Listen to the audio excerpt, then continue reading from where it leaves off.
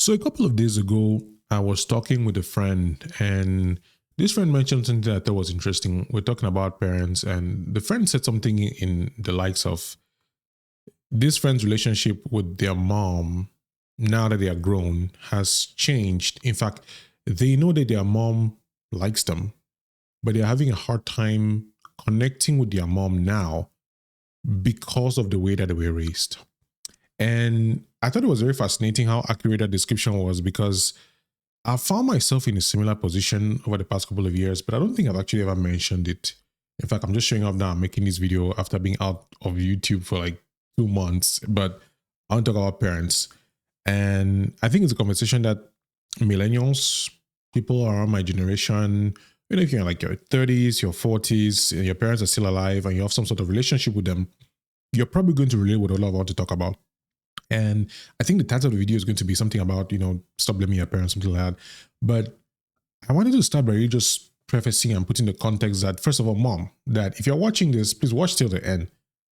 Because I'm going to say a couple of things that may offend you, but if you watch the video in its entirety, you're going to get where I'm coming from and why I think it's important to have this conversation. But if you leave the conversation halfway, you might have the wrong idea. But I cannot control that. So I just thought I would say this upfront, before we get started. And so this is the thing. I'm the firstborn child. I'm the first boy. We were four of us. One of us died. So we're three of us now. And I'm the first child. Now, what I'm about to say should probably be a whole video on its own, but I was raised when you were still allowed to discipline your children physically. Like my parents trashed me. And I was a typical child. Like I was not unruly, at least in my opinion. I wasn't necessarily stubborn or unruly. I didn't go like to the club. I think I was a pretty regular child, but I still got beaten like a lot. But now something interesting changed is that at some point through the journey of getting raised, my parents said that beating their children was a bad idea, but I had picked up some of those habits. And unfortunately, that's the way that I thought that you discipline somebody by doing those things. Now, one of the things I usually talk about is the fact that there wasn't really a conversation. If there was a conversation, then I don't remember it, but we just transitioned from, okay, we no longer beat people in this house. I was like, that's what you've been doing to me the whole time. Like, how can we just change that? Now, again, I'm an African child, right? So we don't have conversations. Yeah? We don't talk about it. You just get up and your parents decide this is how things go. And that's it. So now that's the first thing, which is that conversations that I think should have been had when we're younger weren't had. And then we find ourselves in this place now, 30, 40, where there is this anxiety, this gap where we don't even know how to talk to our parents. We don't even know how to set it next to them. We don't know how to communicate those things. And I think our parents don't know either how to talk to us. But that's one thing. Those conversations that were supposed to have been had, depending on the stage in which you are, whether you're a toddler, a teenager, going through adolescence, getting your first job, getting your first relationship. Like, I think there are key conversations that parents need to have with their children that make their children realize that they're in a new stage, a new evolution of their maturity, right? Those conversations did not necessarily have some structure. But then again, maybe I'm just the one who likes things to be done in a particular way. But that's one. Number two, I went to boarding school. So the moment I reached the age of 10, and finished primary school, I was off to boarding school. I spent 7 years in boarding school. I would go to boarding school and then I'll have like maybe 2 weeks for Christmas break, maybe 1 month for the next break, and then about 3 months for the long holiday, as we called it in Cameroon. And so what happened, at least in my perspective, for 7 years is that I spent 3/4 of the year away from my parents. So struggles that I had, right, with things like whether it's dating, friendship, my body changing as I was getting into adolescence, just stuff, right? I went through my own health challenges. Like there were many things that I had to go through by myself.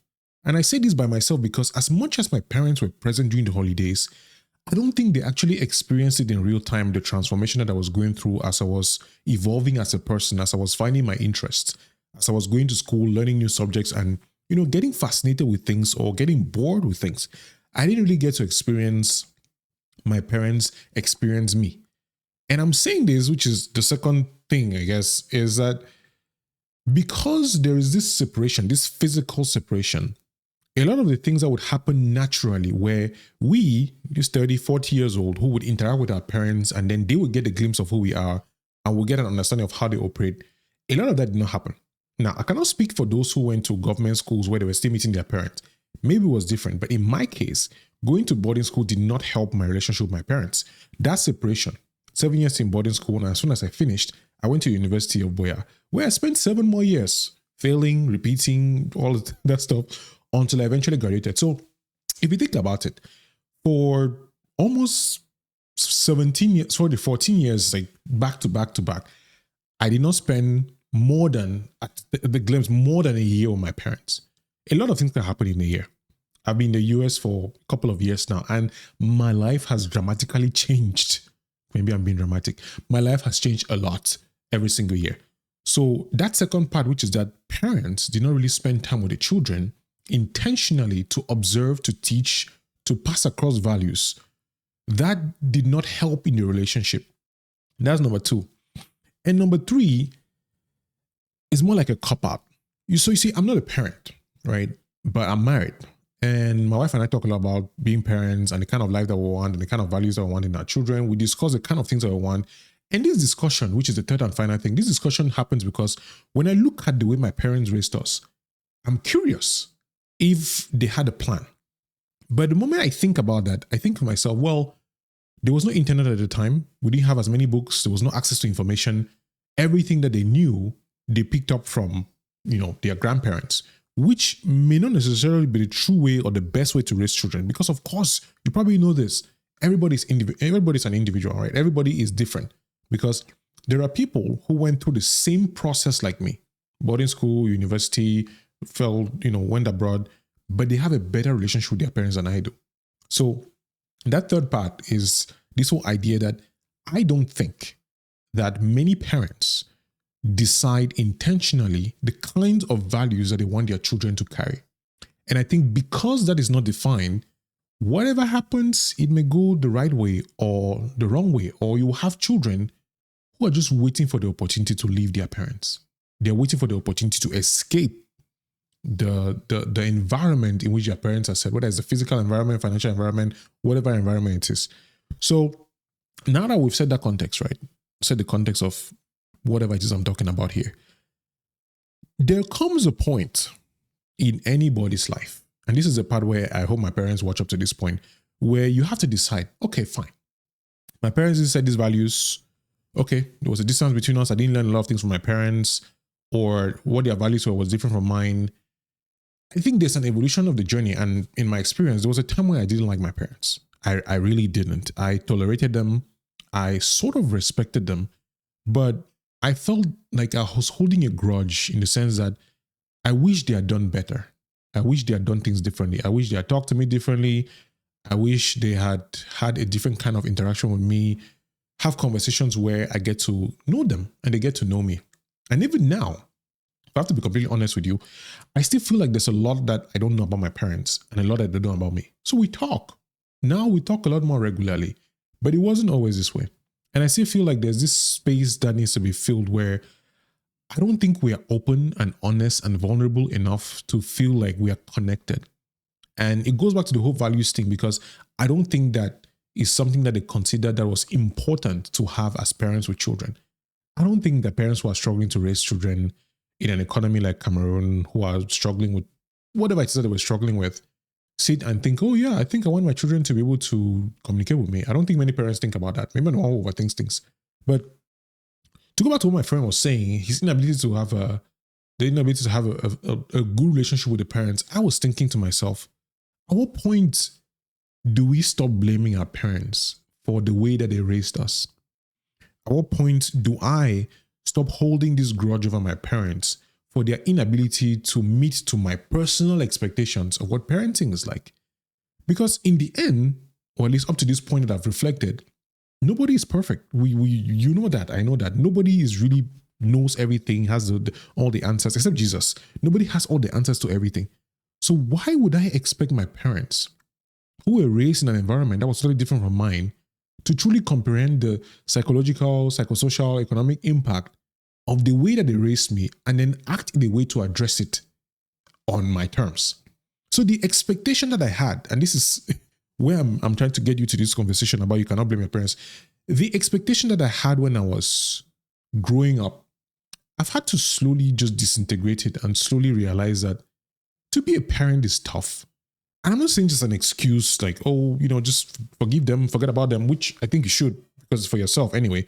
But it's difficult. Like it's actually difficult to have a young human and a new human who needs you to be fed, to live, to stay alive, who falls sick, who is annoying, throws tantrums, poops everywhere, doesn't speak your language. Like if you consider what child rearing looks like, it takes a lot to be able to get to that place where you can take a human being and keep them safe and alive up to 18, 20. And I'm talking about African context because in the US, it's a whole different conversation, I think, in other places. But when I looked at my parents from my current vantage point, which is that they did the best that they could with what they had, I find it a lot easier to forgive them. I find it a lot easier to be grateful for what they did. And I don't think it's just my reflection. I do really think that it's the Holy Spirit that's transforming my heart because the kind of anger that I carried for years towards my parents, I don't think they actually understand it. And if they're watching they might be like, oh, maybe they'll notice it, maybe they won't. But I really felt upset with the way that they raised me because I thought that I knew better about how to raise a human being. But the older I get, the more I contrast and compare the time that they were raised in, the way that they were raised, their own traumas, their own difficulties, their own issues that they had to deal with my grandparents, the things that they had to struggle with. I just feel like, man, these guys tried. Like they really did. They really did try because things could have been so much worse. And again, I'm speaking about my own personal experience, my own personal perspective based on my experience of my parents and a few conversations I've had with some people.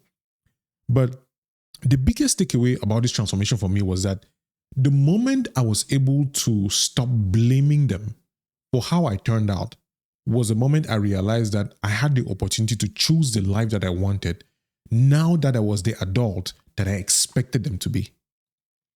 Putting it another way, it's like holding on to the grudge of what they had done or what they hadn't done was not helpful to me in terms of how to become the better parent or to parent myself. So in order for me to be able to evolve, to get to the place where I could be the parent that I wanted, I could raise the family that I wanted, I could, instead of criticizing them and telling them what they should have done, I could just look at myself and say, okay, I want to be this kind of dad. I want to be this kind of husband. I want to be this kind of person. How do I then take myself to this place that I want? One of the first steps that I had to do was to basically forgive them. Because unforgiveness is such a weight. Offense is such a weight because when you carry it around, what happens is it bleeds into the way that you think about this person. It's heavy to just be dragging it around because these are people who tried. And as much as I would like them to have done things differently, I have to acknowledge that they did the best that they could with what they had. And that's it. And there's no going back in time to go and change things. There's no going back to teach them what to do now. I mean, I've not seen my parents in over 2 years. The last time I saw them, I've not seen them in over, 3 years. The older you get, the less interactions you have with your parents physically. I talk to them on the phone. And if time moves the way it's supposed to move, they will die before me. That's the way it's supposed to be. Like I give birth to my children, I live, I get old, I die. Then they carry on the legacy of whatever it was that I left. So the more time I spend bearing grudges, being disrespectful, being unkind, wishing that they had done differently, is less time that I spend being grateful to them, being understanding to them, connecting to them at the level now where I can understand where they were coming from and I can communicate to them in a way that we can be friends, which, yes, I may have wanted to have a different relationship when we're younger. And there's still parts of me that wish that things were different. But the fact of the matter remains is that I'm not going to change that by carrying grudges and by blaming them for where I end up. And this video really, or this message, or you're listening to this, is for people who keep saying, oh, if my father had sent me to this school, or if he had done this, or if my mother hadn't done this, or if this hadn't happened. And legitimately, there are people whose parents have done really crazy things. Like, I don't want to start thinking about that. But there comes a point where you have to decide, how long are you going to carry this unforgiveness in your heart? How long are you going to keep blaming them for things that you can now fix? But most especially, how long are you going to hold them as your own life passes by and you're missing the opportunity for you to be a better parent. So instead of blaming your parents, like I was doing, instead of trying to fix them, trying to get them to understand, listen, yes, I'm 40 years old now, but what this thing that you did to me when I was 6 years old is going to change. Listen, you could try, and if your parents are anything like mine, you end up offending them, or you could just start looking at the bright side. What did they do good? What can you learn from them? What can you learn from their mistakes? How can you be a better parent? And let them watch you and be proud of the fact that despite everything that happened, you were still able to figure it out. I think it's more empowering to do things right despite your difficulties than to feel and stay in this place where you cannot help anybody because somebody else did something wrong to you, especially your parents. So yeah, that's pretty much the video. You can't spend your life blaming your parents. At some point, you have to decide that, all right, they did what they could, was the best that they could give me. I'm going to figure it out from now on. And my prayer for you really is that the Holy Spirit will help you to get to that place where you would find the peace that comes with forgiveness, the peace that comes with knowing that you weren't there to understand why they did what they did. You weren't there. You don't have their mind state, their perspective. You have no idea what they might have been struggling with or what they had done differently that pushed them or caused them to treat you or raise you the way that they did. But now you are independent. Hopefully, you have a mind of your own. You have a perspective of your own. You have abilities of your own. You have God-given gifts and talents. My prayer is that you would use those to become the parent that you wish you had, and that the legacy that your parents have passed across to you, you will pass it forward better than what you saw. That's it.